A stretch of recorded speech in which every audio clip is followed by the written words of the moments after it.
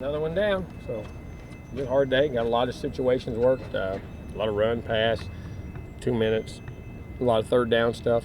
Got hopefully look at the film and try to get better and going from it. So middle of spring and getting a little better. Just got to keep grinding. Questions? More than halfway through, are you happy with the progress you've made in doing things that you wanted to get done? Yeah, we're getting things done. We just got to do them better. We just got to do them better. Anything specifically that you feel like you need to do? I think everything. I really do. I think consistency. I mean, you got to understand that what our kids of today. I'm talking about. I'm gonna give you a societal thing. Cause and effect. Because you do this is a circumstance. It's like because you have a missed assignment on first down is why you're in 2nd and 10. Guess what? They get the blitz. And all of a sudden now I get hit. Now the ball goes up in the air. Or on defense, if I have a missed assignment and give up a 2nd and 1 and they play action and throw a bomb for a touchdown when they got a waist down, I mean, we don't, well, it's just one. No, it is because of what you did here affects what you do here. And you can't, I think cause and effect, it's amazing how kids today don't grasp that. And I'm not talking about, I mean in anything in life. That's just I think it's a generational thing because everybody gets a trophy. Everybody gets a pat on the back. Everybody, you can't whip them in school. They can't be wrong. They can't. Well, if Johnny didn't do a class, the teacher didn't teach him right. Yeah. You know what I'm saying? I mean, that's the world we live in, and it's funny. I mean, and teaching that out here, it's a fact. I'm just offense and defense. That's what frustrates me with both sides. Mm-hmm. Understand when this happens, that causes this. That's why you had an avalanche. If you'd have closed the door, the horse wouldn't have got out and you wouldn't have to chase him around the field for 8 hours. You know what I mean? It's great that you chased him around, but why did I have to if I just shut the door? And I think that's what's hard to get young guys to understand, that every play, the effect of that play has an effect on the next play. You know what I'm saying? And that's what we're trying to teach them with all the different situations and down and distance and how you don't, if you don't put yourself in bad situations, bad things don't happen to you. If you do it continually, even though you get out of it, that's great. Occasionally, you got to do that. I mean, that's ball. But if you do it over and over and over again, bad stuff gonna happen to you. You know what I'm saying? And it's just, that's the thing with these guys, and keeping the mental focus to be able to do it every play. And I think that's the issue. That's championship football. We're either gonna do it or we won't, and we're not there. After watching the film, what did you think of the first scrimmage? Okay, I mean, I wasn't displeased with the first scrimmage. Again, a little bit of that same thing I just said.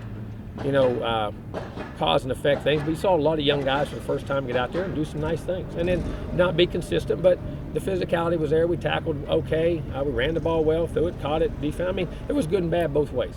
I was not disappointed in the scrimmage. Who are some young guys that are maybe kind of starting to understand or at least show glimpses of that cause? I don't know. That's a good question.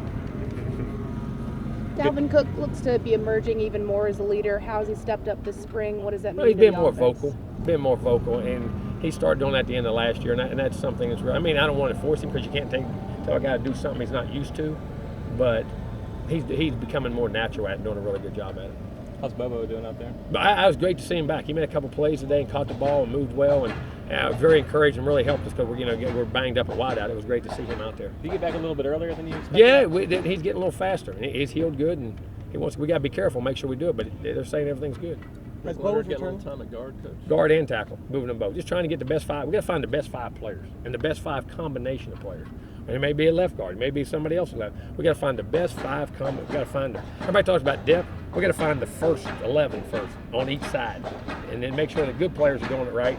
Then go down to the other guys. We're just trying different combinations right now. Is this the time for that spring to cross train or try a little different? You got to do it in the fall too. You got to do it all the time because of injuries. But just seeing because he hadn't never played the guard, I see what he can do in there.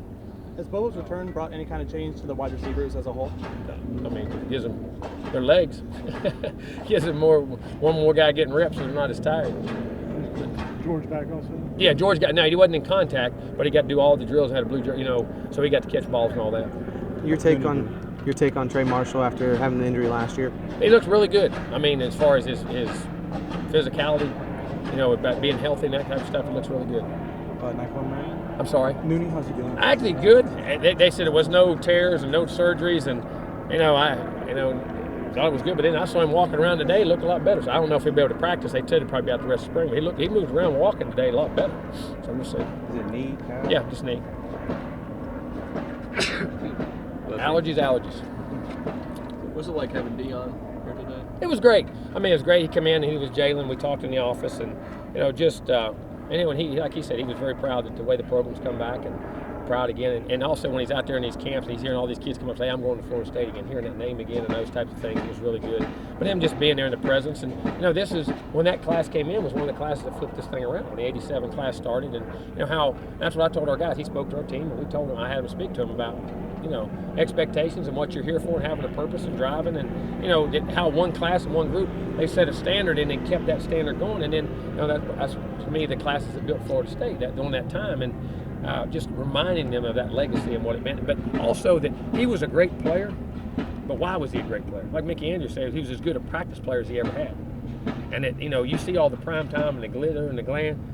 There was a reason he had that confidence, because he had prepared to do it and he worked to do it. And I remind those guys, they think, well, just because Dion had all this ability. But he took that ability and applied it. And that was the message we was trying to get across. I mean, just because you have talent doesn't mean anything. What are you here? What's your purpose? During the portion we were at, you were pretty thin at defensive end. Were you guys moving anybody? Yeah, no, we were sick. We had a couple guys sick too. But Torres out, and one of our walk-on guys were out. No, we don't moving anybody there. Lorenzo Featherston's been out. His knee, physically. I don't know if he'll be able to come back. We'll be interested to see. Have to see. Career-wise, you mean? Yeah, I mean, he's got we knew it, and it's been bothering him pretty bad, so we got to evaluate it. Mm. So any update with Mavetti as far as the test he's been in? No, it's still going to be a while. I mean, as a route. When we have to wait months at a time to do those kind of things. When I'd asked Saturday, you said you wanted to look at the film as far as quarterbacks maybe separating themselves, differentiating themselves from each other. No, they all do good and bad. I mean, but we're doing some good things. We threw the ball well, threw a lot of touchdowns, and make good decisions and run checks, and just operation things. I was pretty pleased with. For this, maybe would you look to move somebody over there? No, I don't know. Depth? We'll look and see. I don't worry about it. We'll figure it out when we go. Good, he's good. He'll probably be out the rest of spring. May get out next week a little bit. We'll put him in contact. It's not just 3 or 4 week thing. How does that adjust your cornerback rotation? Well, you find out if he gets hurt, who's got to go where. I mean, some things with those veteran guys that who they are and they've already got their establishment, about what the pegging order. But then, all right, he's hurt. Who's got to move over there? Who's got to take that responsibility? It's good to see that too. With Dion, is it valuable for those guys to hear from a guy who's been where they're trying to go? Oh, without a doubt. I mean, but that's what I was trying to understand. Not just that, but he was this and Dion because of the work and the plan he had when he came in here. You know what I'm saying? That's the thing we was trying to get across. That was no accident Dion's Dion. It's no accident Jameis is Jameis. It's no accident that Jalen Ramsey's Jalen Ramsey. It's no accident, you know what I'm saying? Those guys, there was a price paid for that, and you got to understand that. That was the big message we're trying to get across. One more. With the spring game in Orlando, does that change anything next week in terms of how you guys lead up to No, it? we'll still practice the same way. When will you go down there? Friday.